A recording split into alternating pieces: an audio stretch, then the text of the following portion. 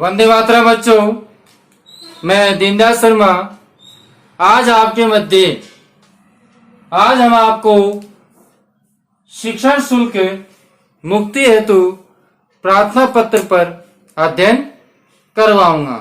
बच्चों, जिन्होंने हमारे चैनल को लाइक शेयर सब्सक्राइब नहीं किया है वो चैनल को लाइक शेयर और सब्सक्राइब जरूर करें।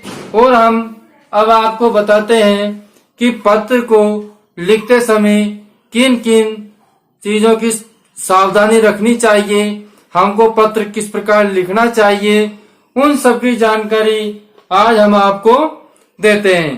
तो बच्चों, हमें वैसे अपनी कॉपी में यह हाशिया आता है। अब हमको इस हाशिया के इधर से पत्र लिखना होता है। अब इस हाशिया के यहाँ पास से हम ऊपर लिखते हैं सेवायाम। क्या लिखते हैं बच्चों? सेवायाम। सेवायाम लिखने के बाद में यहाँ अल्प विराम हमको लगाना है। ठीक है। इसके नीचे आपको लिखना है श्री मंत है और विसर्ग लगाना है श्रीमंत। अब किसको लिख रहे हैं पत्र अपन? प्रधानाचार्य। किसको लिख रहे हैं बच्चों? प्रधानाचार्य। तो प्रधानाचार्य महोदय। ठीक है बच्चों, प्रधानाचार्य महोदय। यह पूरा होने के बाद में हम यहाँ अल्प विराम लगाएंगे। अब हमारे विद्यालय का नाम पेपर के अंतर्गत कोई सा भी आ सकता है, उस विद्यालय का नाम हम लिख देते हैं। जैसे कि राजकीय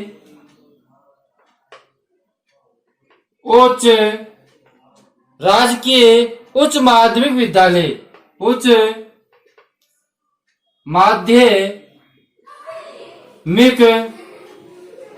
माध्यमिक विद्यालय। क्यों गए बच्चों? उच्च माध्यमिक विद्यालय। अब हम जिस जिले का है उस जिले का नाम नीचे लिखेंगे और विसर्ग के बाद अल्पविराम लगाएंगे। जैसे कि हम जिले का नाम लिख सकते हैं सवाई माधोपुरम। क्या लिख दिया बच्चों? सवाई माधोपुरम। अब बच्चों, अब सवाई माधोपुरम में भी हम कोष्टक में समझा सकते हैं कि सवाई माधोपुरम कौन से राज्य का है? राजस्थानम। किसका बच्चों? राजस्थानम। अब हमारा यहाँ पर कार्य पूर्ण हो गया तो हम यहाँ पूर्ण विराम लगा देंगे। ठीक है बच्चों। अब हम संबोधक चिन्ह है हमारा महोदय। क्या लिखेंगे बच्चों इसके बाद में? महोदय। और अल्पविराम लगा देते हैं। अब जैसे कि हम लिखना चाहते हैं विषय, तो विषय भी हम लिख सकते हैं, वो नहीं तो हम चालू कर सकते हैं। वैसे ही पत्र को कोई ऐसी दिक्कत नहीं, क्योंकि हमने ऊपर लिख दिया है शुल्क मुक्ति प्रार्थना पत्र। तो बच्चों, अब महोदय से हम चालू करते हैं, तो यहां से हम इसको लिखना प्रारंभ करेंगे। तो हमारी पहली लाइन यहां से आएगी सविनय। क्या बच्चों? सविनय। ठीक है। अब सविनय इदम भी कर सकते हैं या इदम अलग से भी लिख सकते हो। तो मैंने इदम को इसमें ही जोड़ दिया। सविनय इदम माने यहां आपसे विनय पूर्वक क्या है? निवेदयामी।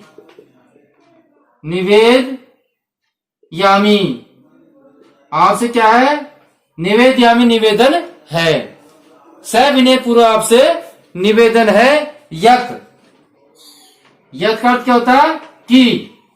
सविनय पूर्व निवेदन है कि मम मानी मेरा।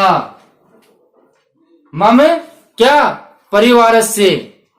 मम परिवार से मेरे परिवार की।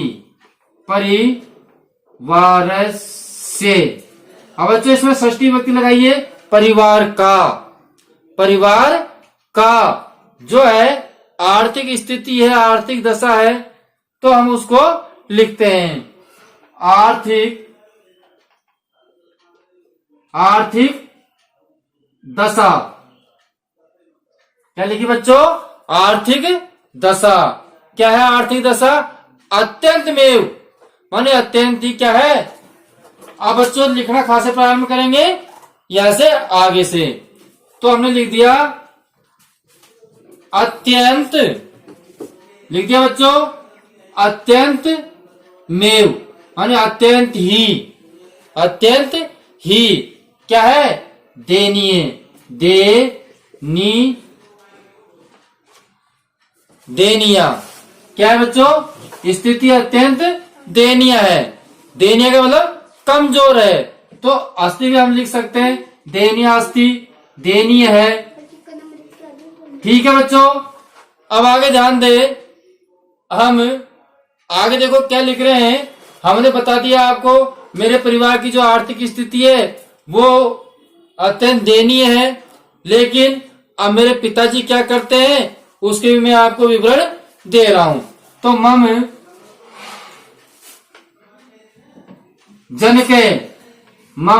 जनके, जो मेरे पिताजी हैं, एक साधारण क्या है? एक है साधारण, एक है साधारण श्रमिक अस्ति, श्रमिक है अस्ति। बच्चों यह पत्र भी अपने हिंदी के अंदर भी काम आ सकता है, क्योंकि इसका जब हिंदी अनुवाद कर देंगे तो इस प्रकार हम हिंदी में भी इस पत्र को लिख सकते हैं और संस्कृत में भी लिख सकते हैं। तो दोनों भाषाओं में अपना ये पत्र हो जाएगा। इसलिए मैं आपको साथ साथ में एक एक शब्द की हिंदी अर्थ बता रहा हूं, और पूर्ण होने के बाद में एक बार हिंदी अनुवाद हो रहा आपको मैं बता दूंगा। अब देखिए आगे बच्चों, तस्य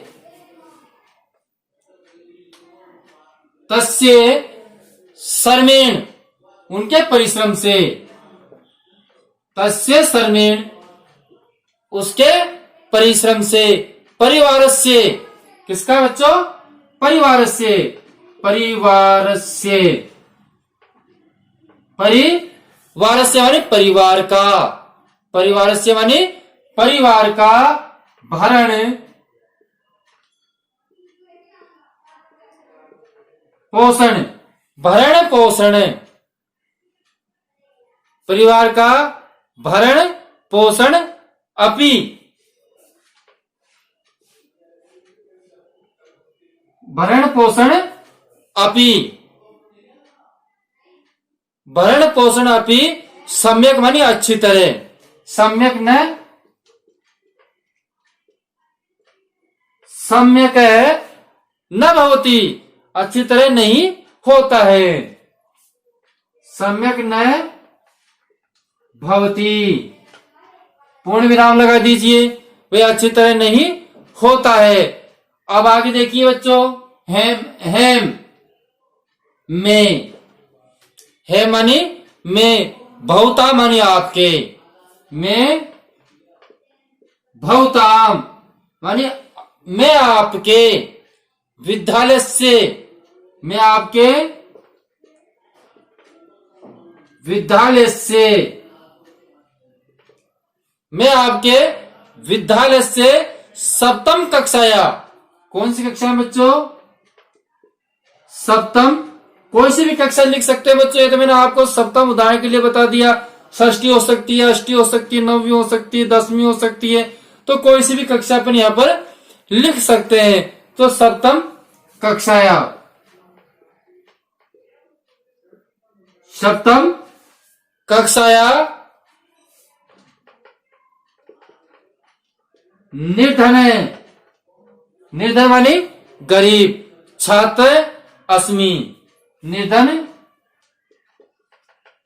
छात्र अस्मि।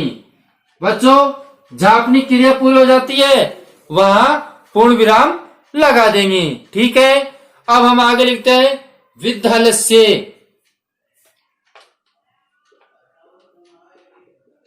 विद्यालयस्य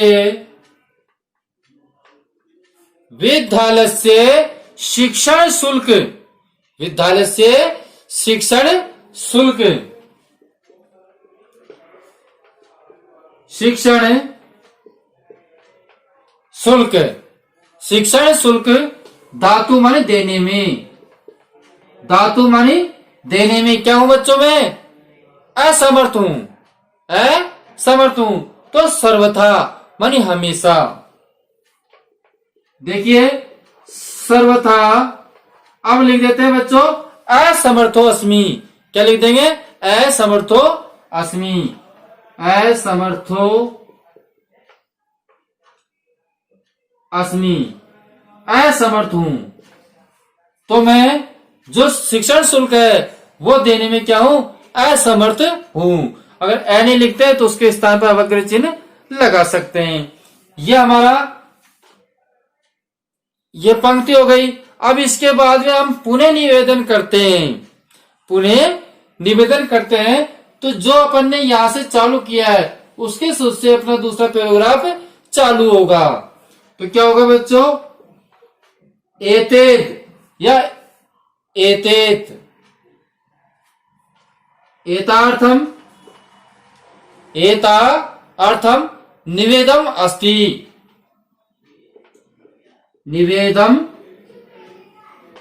निवेदम या निवेदम अस्ति, निवेदम अस्ति। यह आपसे निवेदन है यत की, यत की शिक्षण, बात किसकी चल रही है बच्चों? शिक्षण शुल्क की। तो शिक्षण शुल्कात, शिक्षण शुल्कात, शिक्षण शुल्कात मतलब शिक्षण शुल्क से मुक्तिम, मुक्तिम प्रदाय, प्रदाय माने प्रदान करो, प्रदाय माने प्रदान करके, मई माने मुझे, मई माने मुझे, मुझे क्या करो? अनुग्रह करिष्यन्ति, मुझे अनुग्रह करो। तो बच्चों अब यहां से लिखना चालू करेंगे। अनुग्रह, अनुग्रहम, अनुग्रहम करिष्यन्ति, अनुग्रहम करिष्यन्ति, भवन्ते मानी आप, भवन्ते मानी आप अनुग्रह, अनुग्रहित करो। अब बच्चों ये यहां तक पत्र हो गया। उसके बाद में अपन लिख सकते हैं सधन्यवाद, फिर दिनांक, भौताज्ञाकारी शिष्य, नाम, कक्षा, ये सब हम इस तरह ही लिखेंगे। जैसे कि मैंने आज लिख दिया सधन्यवाद, ठीक है बच्चों। इसके बाद में दिनांक लिख दिया, दिनांक कितनी है आज? 8/8/2020। अब हम लिखते हैं भवताम, भवताम आज्ञाकारी शिष्य। क्या बच्चों? भवताम आज्ञाकारी शिष्य, आपका आज्ञाकारी शिष्य। आज्ञाकारी शिष्य कौन बच्चों? कौन? कुशाग्र भारद्वाज। अब ये नाम लिख दिया। अब हम कक्षा भी लिख सकते हैं कि कौन सी कक्षा में स्थित है। तो बच्चों हम क्या लिखेंगे? सप्तम, कौन सी कक्षा में बताया था बच्चों मैंने? सप्तम कक्षा स्थित, सप्तम कक्षा स्थित। तो बच्चों ये इस प्रकार हमारा शुल्क मुक्ति हेतु प्रार्थना पत्र है। शायद आपको ये समझ में आ गया होगा। एक बार और पुणे में आपको दोहरान करवा दूं। हमारे पेज के पैराग्राफ में अगर हाशिया मिलता है तो ठीक है, नहीं तो हम एक बार हाशिया बना लेंगे और हाशिया के इधर से हम लिखना प्रारंभ करेंगे। बच्चों सबसे पहले लिखा हमने सेवाया मानी सेवा में, श्रीमंत प्रधानाचार्य महोदय। सेवा में श्रीमान प्रधानाचार्य महोदय, राजकीय उच्च माध्यमिक विद्यालय सवाई माधोपुर राजस्थान महोदय। सविनय इदम। बच्चों ध्यान से सुनना, क्योंकि इस पत्र का आपको हिंदी अनुवाद याद हो जाएगा तो आप इस पत्र को हिंदी विषय में भी कर सकते हो। इसलिए आपका ये पत्र हिंदी में और संस्कृत में दोनों में ही काम आ जाएगा। इसलिए पत्र का हिंदी अनुवाद अच्छी तरह आप ध्यान से सुने। तो बच्चों ध्यान दे, सविनय इदम निवेदामी। विनय पूर्वक निवेदन है यत की मम परिवार से, मेरे परिवार की आर्थिक दशा अत्यंत में दयनीय अस्ति। मेरे परिवार की आर्थिक स्थिति है, जो आर्थिक स्थिति है वो अत्यंत में माने अत्यंत ही दयनीय है, कमजोर है। क्या है बच्चों? सविनयम निवेदयामी। विनय पूर्वक निवेदन है कि मेरे परिवार की आर्थिक दशा, आर्थिक स्थिति अत्यंत ही दयनीय है। मम जन के, मेरे पिताजी एक साधारण श्रमिक अस्ति। मेरे पिताजी एक साधारण श्रमिक है।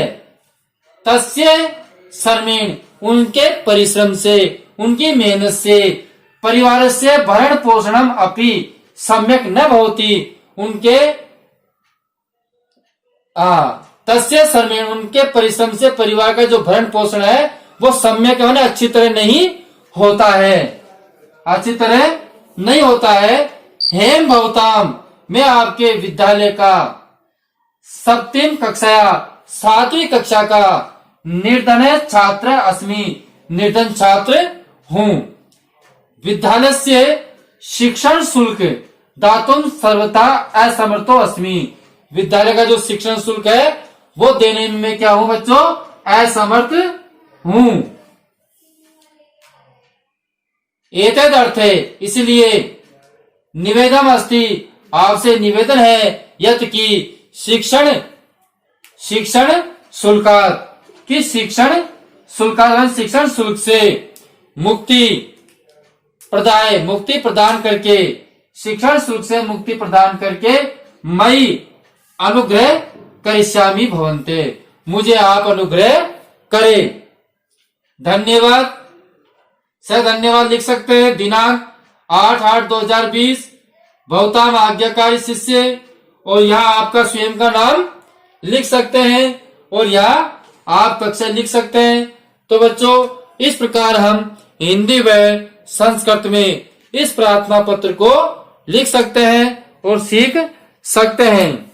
संस्कृत में मैंने आपको प्रार्थना पत्र शामपट पर लिखा हुआ है, हिंदी के लिए मैंने आपको इसका अनुवाद बता दिया है। तो आप इस पत्र को संस्कृत में लिखने के उपरांत एक बार इसका हिंदी में भी आपको लिखना है, जिससे दोनों विषयों में आपका प्रार्थना पत्र पूर्ण हो सके। अब बच्चों मैं आपसे विदा लेता हूँ। इससे पूर्व में आपसे एक बार और पुनः कहता हूँ, जिन्होंने हमारे चैनल को लाइक शेयर व सब्सक्राइब नहीं किया है वो चैनल को शीघ्र से शीघ्र सब्सक्राइब करें, जिससे कि हमारे पिछले व आने वाले वीडियो उन्हें निरंतर प्राप्त हो सके। अब हम आपसे अगले वीडियो में फिर मिलेंगे। जब तक के लिए हम आपसे विदा लेते हैं। धन्यवाद।